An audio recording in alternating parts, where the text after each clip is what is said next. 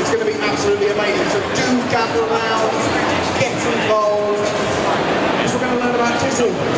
If you're, you know, like me, you grew up with Dizzy there. I've literally got a drawing on my phone that my girlfriend sent to me. There's a drawing of Dizzy the Egg that she did when she was 10. Because that's what her and her mum used to play together. It's the one they used to enjoy. There's all sorts of magical, beautiful things to do with Dizzy the Egg. And these guys are going to be talking about this. I said, made Dizzy the Egg. So I'm very excited about that. You can't already tell. It's as you're saying something like that it starts sort of sinking into your brain. You're introducing the guys that made Dizzy. You played that when you were a kid. That's very exciting. And there's all the things. Sorry, I shouldn't stop talking, but your excitement takes over at that point. It's just like, oh, that's good. So you do want to get involved. If you want to see the Oliver Twins, absolute legends, come in, have a seat. They're going to talk about Dizzy. It's going to be absolutely amazing. You do not want to miss this one, which makes it sound like there's things you do want to miss. There's not, don't get me wrong, but this is special. Even more so than the others. Thanks, Steve. He's a professional. He knows what he's doing. This is the one you want to see, ladies and gentlemen. Now I'm going to hand over to the man, Steve McNeil. Not yet, I'm not. He shakes his head at me. Again, he's the professional, ladies and gentlemen. It's going to be very good, but Steve's going to be taking you through. We're going to be talking to the Oliver Twins. It's going to be really good. It's going to be exciting. Who doesn't like Dizzy the Egg? No one. Exactly. We all like Dizzy the Egg. It's going to be amazing. So do gather around, move in, do feel free. There's plenty of seats if you want to sit down. Get closer, get amongst it. It's going to be amazing. You don't want to miss this. This is absolute legends in the British gaming industry. A huge part of the British gaming industry. People that built that thing up from the ground. Made Dizzy. An icon. I would say needs to come back. But hey, I'm just one man. Whereas there are two who made it. The Oliver Twins themselves. Wonderful, wonderful gentlemen. Really nice as well. You always think to yourself like, well obviously they made a wonderful thing, but maybe they're a bit horrible. Because they seem lovely, but maybe, who knows? We are horrible secretly. Secretly, but that's we're good at putting on a good act. That's what I don't do. I just let it off. Wow! That happened, didn't it? Sorry. Why was that? Really? It wasn't you? Boo that man! There you go. Thanks. You deserved it, because that's your ears. You only get two. Horrible. We've got a couple more minutes. We're just getting everything set up, as evidenced by that. So do these work? Yes, they do. Hey! This one work as well. Yeah? Hey! You're going to be talking with the much more able Mr. Steve McNeil over there in a bit. He's got me filming. I'm going to sit in his chair. He's not going to like that. I've done it. Oh. It'd be nice.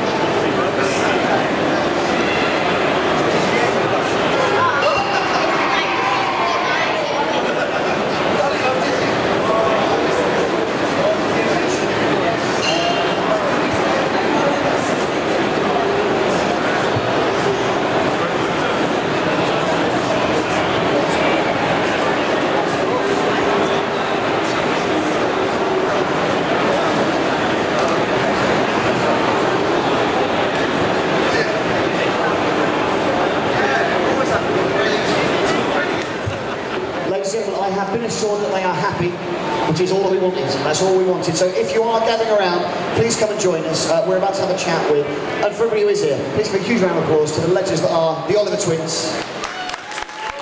Thank you. Yeah. Andrew and Philip. I can't quite tell which is which. I'm Philip. That's Philip. Yeah. And that, by process of elimination, I'm Andrew. It's Andrew. Guys, thank you so much for being here. How are you finding it so far? It's really cool, it's massive. I have to say, I was a bit taken back when we were on our stand at 10 o'clock. how quickly people flooded in, and I was told 5,000 people got through the doors in 18 minutes. I know, incredible. No queuing really, Yeah. straight in. And there's still a lot in the car park because I couldn't get into the car park. Oh really? So you got here late? I got here late because there were a lot of other people trying to get here too. But you're here now, and thank you so much for being here. For those who are standing around, do take a seat. You're very, very welcome. We're going to have a chat with you guys. Obviously, later on today, we're going to be having a chat about Skyside, which I know some of you have seen. You've got the flyers and things. But for now, we're going to have a chat about one of the first games I ever played. I was on an Amstrad CPC 464. Yeah. The best We've one. got one of Oh, you've got one. Oh. That's a disk drive version. I couldn't afford a disk drive. You couldn't afford it. It was better. Now, well, I say like my parents, my income was low as a 6-year-old. But did anybody else have an Amstrad, or is that just me? Amstrad fans? Couple.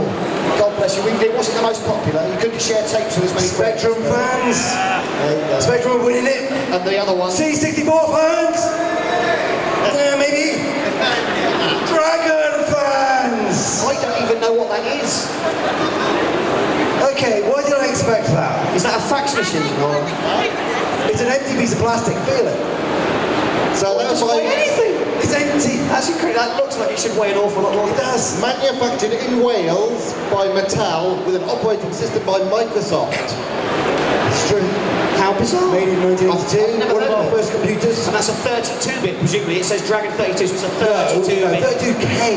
Oh. 32,000 characters can fit in the memory at once. 32,000 characters, sorry, imagine. No game needs that much.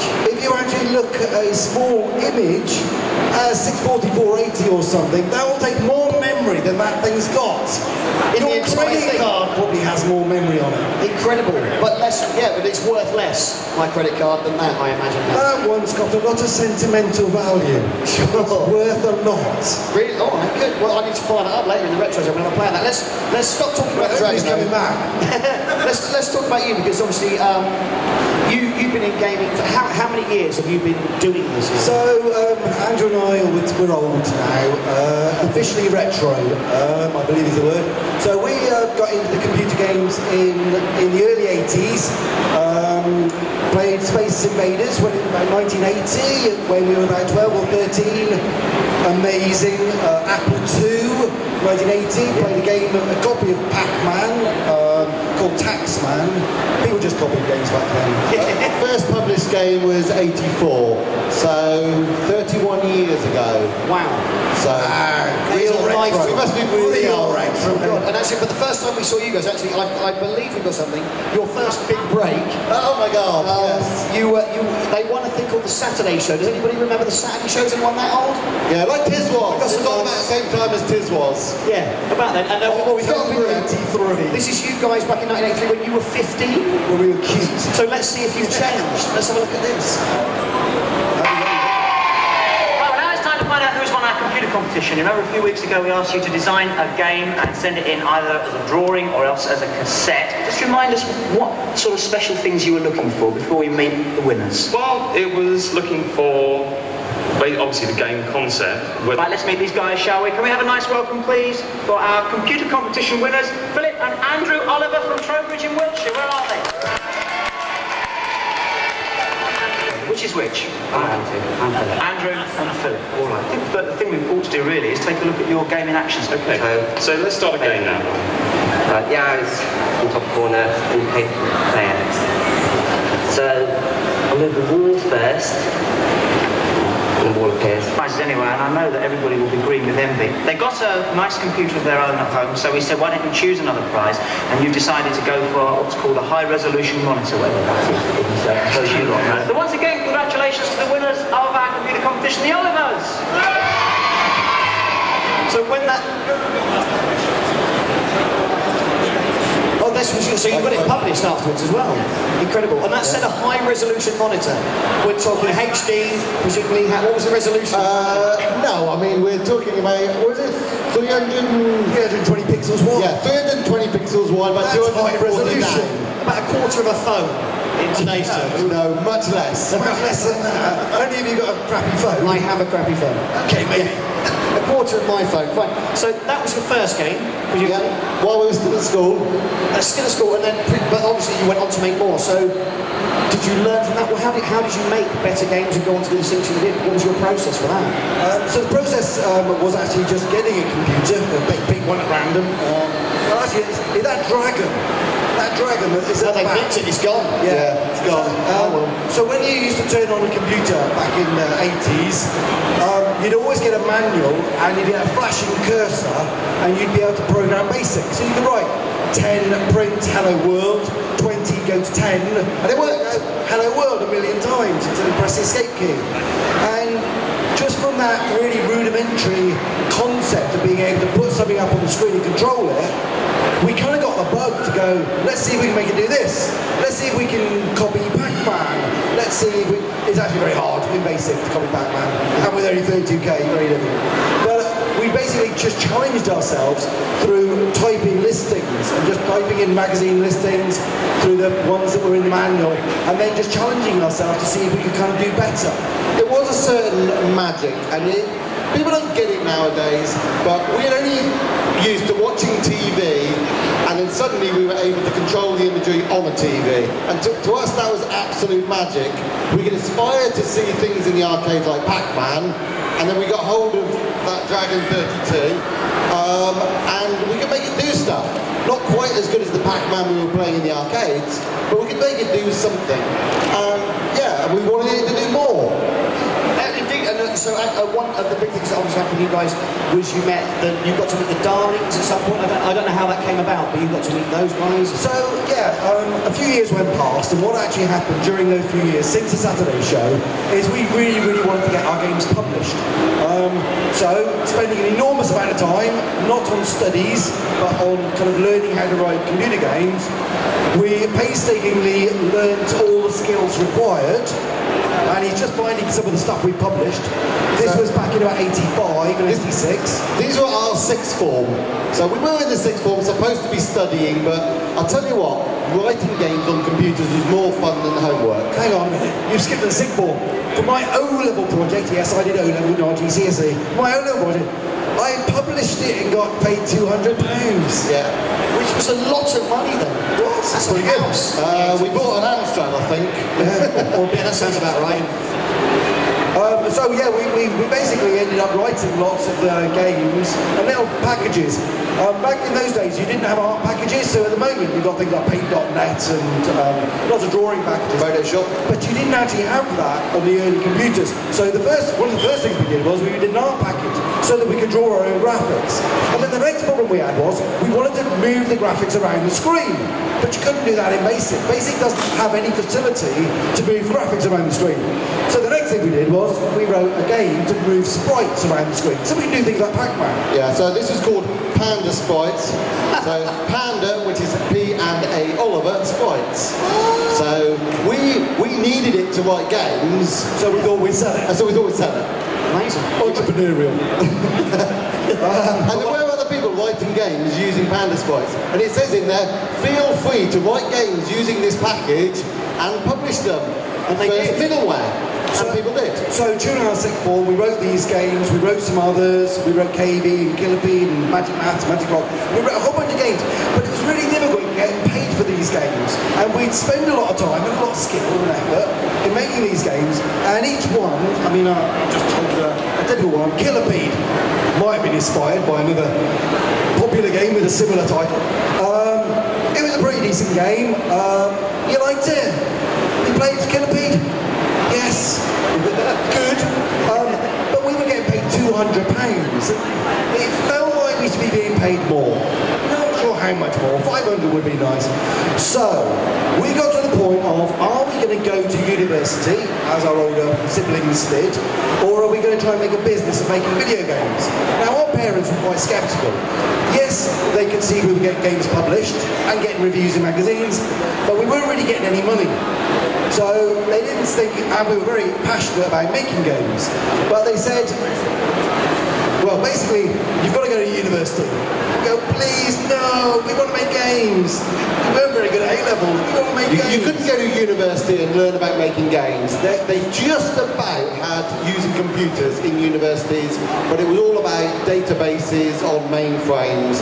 And we looked at that stuff and thought, that is so dry and dull, we just don't want to do it. And the other thing was, everybody in education thinks that using, or did think, that using computers, all that awesome power and technology for entertainment is a crime. Yeah, don't do it. And they did. Don't ever play computer games. They are not designed for games. So we didn't want to go off to university.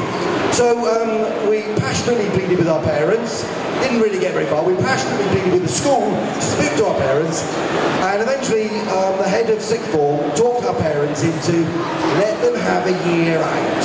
Just let them, tell them yes, university, we'll agree to university, we'll do it in a year. So our parents said to us, look, you can make games for just 1 year, and if you earn, this is our dad speaking, if you earn more than me in a year, we'll say no more about it. Yay, we did. So Skip to the end. So I mean, we had to be serious. So it was coming to the end of the summer holidays. We knew that we had all this time because we didn't have to go to school now. And there was a computer exhibition, much the same as this, but down in Hammersmith. And there was a stand with two lads called Darling Brothers, Rich and David Darling, and they were just setting up a company called Codemasters. Completely new, never been seen before. And we hadn't heard of them, but we chatted to them and we said, we make games, and we were able to hold up a few cassettes. So we published these. So if we made games for you, what would you pay for a game? Now we were getting paid 200 quid. So we were like, come on, you've got to beat 200 quid. But we didn't tell them that. And they said, well, we'll give you about £10,000 for a game like that. And it was like, oh my God, right, okay. Hold that thought, we're going home. We're going to wait again, and we're going to come back. So we basically went home and we didn't sleep. It took 1 month, start to finish, using one computer and an Amstrad. We took it in turns. Where is it? Which one? Robin Hood. Robin Hood. I'm sorry. Robin Hood. Super Robin Hood. In that month, and without any sleep. And lo and behold, the game went on to be a #1 bestseller. Yeah. And it was a cracking game. Thank you. Is correct. And we did make about 10,000. So eventually. There was a fine print in the contract we discovered. Yeah, the fine print was you can have 10p on every cassette. It's like, well, that's not £10,000, is it? Well, actually, it went on to become. So it was okay. So having made a bestseller, having made a cracking game in a month, we go, we can do that again. So we did. So we went and made Ghost Hunters. Yay! And that went pretty well. Might have been inspired by a certain popular movie at the time. It had ghosts in it. And it did spectacularly well. So that's pretty good. And then we thought, we'll do another game. Grand Prix Simulator. People like racing cars. We'll do a game about racing cars. That went straight to #1. Bit of legal controversy over that one. That only helped sales. That was brilliant. That went to #1. We're like, oh, we're on a roll here. And so we thought we'd come up with a new original cartoon character. We loved cartoons. We loved Danger Mouse and Count Duckula and D'Artagnan and all that kind of stuff. And so we thought we want to make a cartoon character. So we decided to make the ultimate cartoon adventure. What fantasy is it? I've got this one here. This isn't the original. The original was called Dizzy, and we made that in the... I was going to say, I believe we've got a video of Dizzy just... Let's have a look at Dizzy. This is the original. We were on the Spectrum. It doesn't say. Is there sound from this? There should be. Well, yeah. To be fair, it was only a Spectrum, so don't get your hopes up. That is what it sounds like. That was what it sounded like. Yeah. Somewhere in between. Yeah, but it didn't come quite that loud out of my Amstrad. Indeed. But yeah, I mean, even if we can't hear it, this is the game that we're looking at. This is where it all began for Dizzy. Well, you say it all began. There's a funny... There we go. That's Spectrum music. Well, is that Spectrum or Amstrad? It's an Amstrad. It's like Amstrad. It's an Amstrad. Got coloured pixels next to each other. Yeah. So we ran this game on the Amstrad in December and January December 86, January 87, and the darlings were questioning it a bit. We understand the Robin Hood, why people would buy that. We understand Ghost Hunters, why people would buy that. We understand Grand Prix Simulator, but what's this? Anyway, they wanted to keep us happy, so they decided to put it in a box and just basically see how it sold. It sold okay for the first month. It sold okay for the second month. And then it just kept selling and selling and selling. And when you're in box products, what tends to happen is that a shop will only stock it for 2 or 3 months. But actually with Dizzy, the sales just kept rising and rising and rising. So after about 8 or 10 months, and by the time we've written lots of other games, this thing's still selling and actually starting to outsell a lot of the newer games that we're making. And we're going, hang on a minute, we're on to something here. So we decided to do a follow-up to Dizzy called Treasure Island Dizzy. And I believe, Swanee, you've got a video of Treasure Island Dizzy as well for us, have you? We might not have any Just to sound see coming if out of it. people really did like Dizzy. So, had you already created Treasure Island Dizzy before, while all this was going on, or? No. This was only, we only created this because... That's not the Amstrad. That's not the... That is the Amiga version. That is what that sounds like. Well done. So, yeah, so 8 months of selling Dizzy, just keep selling. Just kept selling. So we decided to make a second Dizzy game, Treasure Island Dizzy. Yep. And was that with the darlings pushing you to do that, or that was your own decision you wanted to make? No, we wanted to do... all of the games we were making back for Codemasters, who were our publisher, we were making them from my bedroom, not his bedroom. I had the bigger bedroom. So we were just deciding what games we wanted to make, finishing games and taking them to Codemasters and saying, our next game, please publish. Which we were very happy to do because they were selling really well. Indeed. And Treasure Island just went straight to #1. So it sort of showed that everyone who'd been buying Dizzy over the last year went straight out to buy Treasure Island. And it was like, right, okay, we're definitely onto something here. But then the question I guess with that is, I mean, graphically, obviously, the Amiga one looks very different, doesn't it? Sort of look, Yeah. But you've done that. How do you better it? Because obviously there is demand. The moment Treasure Island Dizzy lands, The minute we'd done Treasure Island Dizzy and it went ballistic, we're going, We have to do a really good one. So the next one was Fantasy World Dizzy, and we were thinking, how can we sort of amp this up? How can we make this much better? So I think we must have spent 2 or 3 months. Oh my God, that's amazing. So we used to hand draw everything. To be perfectly honest, we used to do all the coding by hand and then type it in as well. Actually, we do a set of videos on how these games were made. So if you go on YouTube and look at the Oliver Twins channel, we actually have 20-minute videos on making of each of the games. How we remember we made them. But we never chuck a long time ago. Yeah, but we never chuck anything away. So we go back and get all of our notes and the discs and stuff out and then try and talk through. We never throw anything away. So we try and talk through how we made it.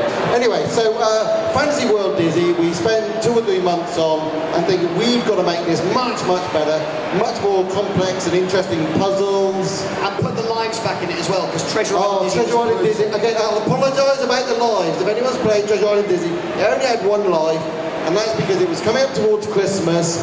We'd made a few complex puzzles, and then somebody, when we were sort of playing it, nearly finished. And remember, we only made it to it ourselves, so no one else really played them until we finished them. And people said, but if you climb up into the treehouse using the rope and stuff, and then you drop the rope, and then you fall out the treehouse, Then you're stuck. Then you're stuck. If you put the snorkel down under the water, you're stuck. If you do this, you're stuck. And if you do this, you're stuck. Oh my God, you're right. So we fixed it. So, well, we fixed it the only way we could think of without rewriting the entire game, and that was to make it 1 life. Sorry about that. There's always ways to fix it.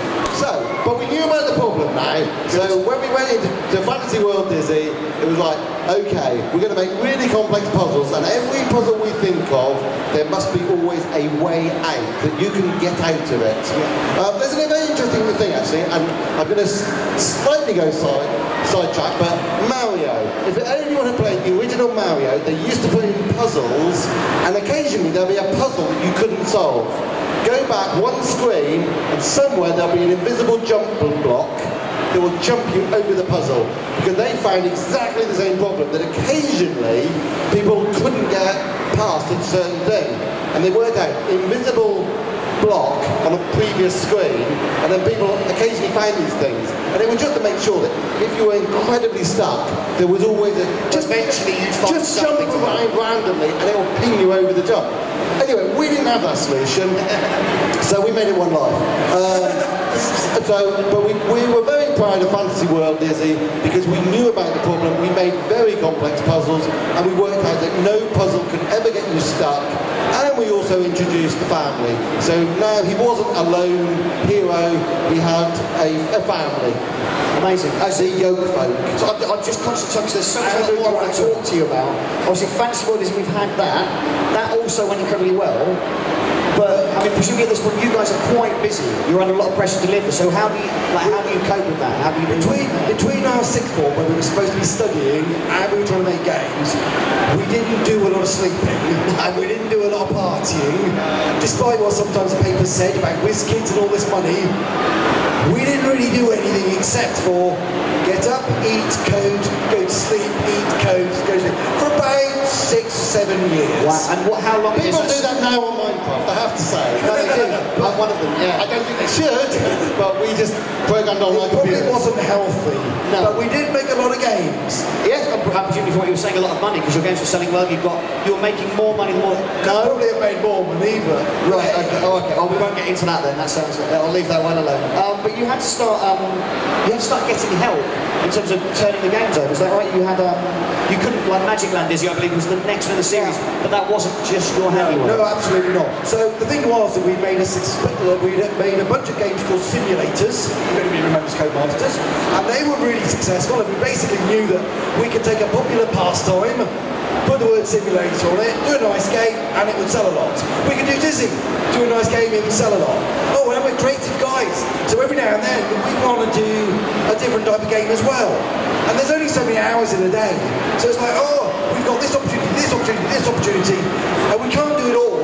So we decided to start allowing other people to make Dizzy games for us. And the first one of which of those was. The first one of those was Prince of the Yoke Folk. Prince of the Yoke Folk, which you can actually get on iPhone and Android now. So, because the original programmer came and asked us a few years ago, he said, remember that old game I wrote for you? Do you mind if I just put it out on the iPhone? So the guy who you got to make It was the original programmer. It was him that said, can we re-release this on? Because he still had the code. So he had the code in the graphics and said, do you mind? I'm trying to show that I can write an iPhone game and I'm sitting on this game. So can I just update that? Can I just update that and put it out on iPhone? And we said, yeah, good luck, mate. Yeah. That's good. And that was the first time for what we see, because obviously you had... oh yes, actually, it's here. Oh, there it is. Yeah, it featured on BBC Click, which was quite nice. Very, very nice.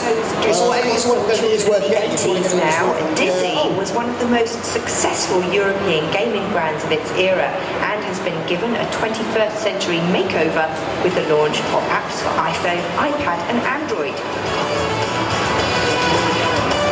Just like its great granddaddy, Dizzy, Prince of the Yoke Folk, is a platform puzzler featuring the happiest, bounciest egg on the planet. Oh, thank you, we've got that back. Good, we did want that. Thank you for that. So that was that, but obviously, before that, we had a lot of, we had like fast food, quick snacks, those games. And Spellbound, we had that as well. But then, for a long time, Dizzy just disappeared. So why was that? So we had a lot of fun making sort of random games. We'd see a certain idea, like Bubble Dizzy, for example. We thought, here's a sort of nice, catchy thing, and we put Dizzy in it, it will sell. To be perfectly honest, actually, that's on iPhone and stuff, but it was called Doodle Jump. If you look at Doodle Jump, it's pretty much Bubble Dizzy. It is. But anyway, so we were having fun making these games, and people knew what they were getting and they would buy it. They weren't huge games, but they were fun games and generally fairly cheap. But then what happened, and the reason it all stopped, is because of consoles. Because Nintendo and Sega came into the market and the whole way you develop was just entirely different. The whole industry changed. So up until with all these home computers, anybody was just allowed to write games, anybody was just allowed to publish games. But when consoles came in, Sega and Nintendo basically put rules in place that you're not allowed to to make games on their machines without their permission, without their dev kits, without publishing, licensing, development agreements. We don't have them. Sorry. So we did actually write Fantastic Dizzy on the Nintendo. I don't know if you've got a picture of that. No, okay, we haven't got a picture of that one, but we got that on the Nintendo. Unfortunately, it ended up in a legal case with Codemasters because it was unlicensed. It's an unlicensed Nintendo game. We're not allowed to make it. So it all got a bit difficult, and so just the experience of trying to move over to the console market, and obviously the troubles that you seem to have had with the licensing things, that was enough to make you park it and move away from it? Yeah, I mean, it was actually the legal issues rather than the actual coding issues. We know how to make games. We can make games. We made some lovely games on the Nintendo, but actually being allowed to release them and put them out into the market, it caused Codemasters all sorts of turmoil. And in all that turmoil, we left. And just said, you know what, we're going to go and work for the Americans because they've got all the publishing agreements in place. So we set up Interactive Studios, which then got renamed as Blitz, but we went to American publishers, EA, Activision, and then we pretty much landed with Disney and DreamWorks and GHQ. Yeah, and obviously you've been working for it and done a lot of other things, but you did come back to Disney because we had a Kickstarter. I don't know how it was 3 years. So with the advent of digital distribution and Kickstarter, we wondered whether there would be a kind of fan base out there that would help support us make a game, a new generation of Disney. So we talked to Codemasters. They weren't going to help fund it, they weren't going to help publish it, but they said you can do it if you can find the money. So we did a Kickstarter to try and launch sort of a new Disney game. Unfortunately, making games is pretty expensive. Yeah, of course. Have we got a video? I believe we've got a video. If someone can call it out. Hi, I'm Philip Oliver. And I'm Andrew Oliver. Together, we're the Oliver twins, the creators of Dizzy, a hugely successful game series from the 80s. When we were young, we were brought up on cartoons, and as teenagers, we got a hold of a computer, and we wanted to create the ultimate cartoon adventure. And that's how Dizzy was born, and he completely changed our lives. He set us up for a career in the games industry. We want to create the biggest and best Dizzy game ever, a magical experience with a sense of adventure, mystery, and thoughtful challenges with engaging characters and story. We want to create fantastic new Dizzy memories that will be hopefully looked back upon in 20 years' time with the same Just fond constant time. We'll leave that blank so we can see it. But that didn't come on. Unfortunately, that didn't work. So we're not masters of social media, it turns out. So we didn't have a Twitter account. We didn't really use Facebook. I had a personal account. I think you had a personal account. Yeah, I don't use it much. Exactly. So actually, it all fell over because you've only got a certain time to get your message out there and let people know that you're actually running a campaign. And so we basically, it didn't catch. People weren't even aware of the campaign, and to this day, people go, I'd have backed that if I knew, but actually we hadn't got the message out there. So, unfortunately, the Kickstarter campaign all failed. We have since set up a Twitter account, the Oliver Twins. No surprise there. And I'm actually pretty active on it, to be fair. I've done a couple of tweets this morning, just to say turn up, where we are. And we've got a good Facebook account. And do you know what? Dizzy has even got his own Facebook page. Trying to upstate us. And he's got more fans than us. Ouch. I know it hurts. So, because I didn't find out about the Kickstarter afterwards, or I didn't probably listen as well as I'm sure. And that's what everybody says. And obviously that was the last we heard, but I saw, I don't know if I meant to ask about this, but I saw on Twitter and Facebook, there's something, you're up to something. There may be something afoot. Around this new social media thing. Yeah. We have been tweeting and Facebooking that there will be a big Dizzy reveal on the 24th of October in Cambridge at the History of Computing Museum at 4 o'clock. And would you like to save yourself a trip to Cambridge by just telling us everything? No, I'm looking forward to Cambridge. It's a secret. I really tried. It'd be awesome if lots of people get along there. Well, it will be packed. Absolutely no, I gather it's selling very well already. So, but if you are free on the 24th and get to Cambridge, some exciting news coming then. Yes. All right, look, well, I know. I'm very conscious of time, and I know we've got the YouTubers coming up in a few minutes, so do stick around. But before that, I'd like to take a couple of questions. I'm sure some of you have questions. So, have you got things for them? Is that true? We might have. If you ask a question, you might get a thing. Who's got a question? Who's got a question? You, sir, if you come up here and just talk into the mic, that'll be easy, sir. Hello, what's your name, sir? Matthew, and what's your question? So you developed on the Amstrad CPC, correct? But obviously it was very popular on the Spectrum. Was it easy to get the games? So here is the trick. How to program a Spectrum much easier than everybody else. That's our secret sauce. It's called Splink. It's Spectrum Amstrad Link. So, yeah, so you were asking if it's easy to get it from one computer to another. So give us the card. This is how we used to do it. Thank you. Yo, printer port. One way round. The other way around, amazing. It was 30 years. So the hardest bit is plugging it in. I have forgotten how it works. Right, so it plugs in there. There you go. Right, now, you can program with a real keyboard, and you've got a disk drive to save to, so it's quite quick. And when you send it down, the cable, and it thinks it's a printer, to the game, you play the game, and when it crashes, you don't care, because you just fix the bug and send it down again. And we could not believe, when we were talking to other programmers of Spectrums and stuff, They were writing games on a Spectrum. well, yeah, Or a Spectrum. Why would you do that? and when it crashes, I mean, they usually had the zip drive or that faster disk drives, but it would take a few minutes to sort of load it all back again and get to where you were. And we couldn't believe that. So, yeah, a simple trick, but it makes it quite easy to program. And so, by the way, this was a very, very early idea, and now this is how everybody programs. Yeah. You always have a target machine and the dev machine. But you don't usually do them with the soldering iron. Amazing. So, All the original Dizzy games then were all programmed on the Amstrad and port or sort of thrown into the other machines. Yes, in fact, so much so Yes. that when we were best-selling authors, there's a funny little story. We went round this kid's house. Somebody said, "Oh, my cousin is a massive Dizzy fan. He plays all your games, buys all your games. Can you go round his house and talk to him?" He's like, "Yeah, fine, we'll do that." So we went round his house, and his first question was, "There's this word on the keyboard here. How do you do it? How do you get that word to appear?" it's like you have to press Control, Shift, Alt, Press Control, Shift, something like that, and we couldn't work it out. We couldn't work it out either. But that's because we didn't program Spectrum. It's like, I don't know, we use ZX and M and K and P to pause. I think spacebar got used a lot. Yeah, the other buttons we didn't push. But it's like, I don't know. No idea. No idea. I don't know how the bloody thing works. Amazing. Well, all right. Well, thank you for your question. You've got your freebie.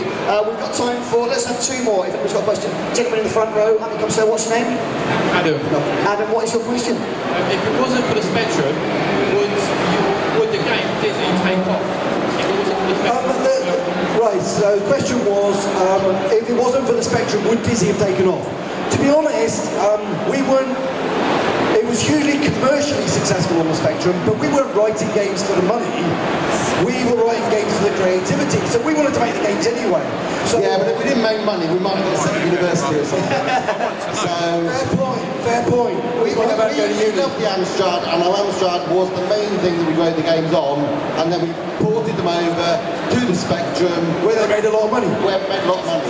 Well, as someone who owned an Amstrad, I feel vindicated that that was the correct choice, that was one officially endorsed by you. You can put colours next to each other on an Amstrad. Without being inspired. It's amazing. Living in the future. We've got one more question. The lady there, if you'd like to come your way up. Sorry, there's not so everybody, but the boys will be here afterwards, so we'll have a chance to chat with some of you afterwards as well. What's your name, sorry? Catherine, what's your question? I would just say it's really exciting because I was literally born with a disease. I just think you're amazing, aren't you? Yes. How long did it take from sort of this stage to the actual finish stage? How long approximately would that take? Okay. So how long from the artwork to the finished game? Okay, so there's an interesting story about Fantasy World. We were on top of the world when we did that. It must have been September '89. That map was drawn within 2 or 3 days. By the way, no sleep. Seriously. Didn't get much. We even hired a cleaner because we had enough money to buy a house. So we thought we should get a cleaner as well. So really, we did nothing but work. That took 2 or 3 days to draw, and the goal was to finish it by the end of September. Because during October, they would duplicate the cassettes. By the end of October, it would be in the shops. We wanted Christmas to be number 1. Yeah, but that was the plan. So, I mean, And that's what we did. many of the games were written from about a month to I don't think we really went over 2 months very often. That'll be terribly running late. Can you imagine writing a game that takes more than 2 months? Incredible. We couldn't. Impossible. Impossible. All right, good. Look, we're going to have to call it to close there. there. I know we're going to get you guys packed up in a moment. Do stick around because we've got some YouTubers coming up to talk about becoming a YouTuber. We've got Netty Plays, Tomahawk and Mini Mucker. But before we get those guys up here, please put your hands together for the legendary Oliver Twins. Thank you very much, guys. Stick around. We'll have Chris up here chatting to the YouTubers in a moment. We'll be able to hang out at the back for a few minutes and have a chat with people if we need to. Lovely. Oh, there's a book coming as well. What's the book? Quick, one last plug. The book is coming. It's been launched on Kickstarter at the museum, and it's called The Story of the Oliver Twins, being written by Chris Wilkins. Thank you very much. Obviously, if you were sat here, you want that book. That's basically the case, isn't it? Thank you very much, everybody. And we're going to get these guys packed up before we chat to you, if that's all right. So we can get the next thing going. And then as soon as we we'll all be over there and have a chat. Chris, over to you, boy. They would have chucked one out. That was amazing.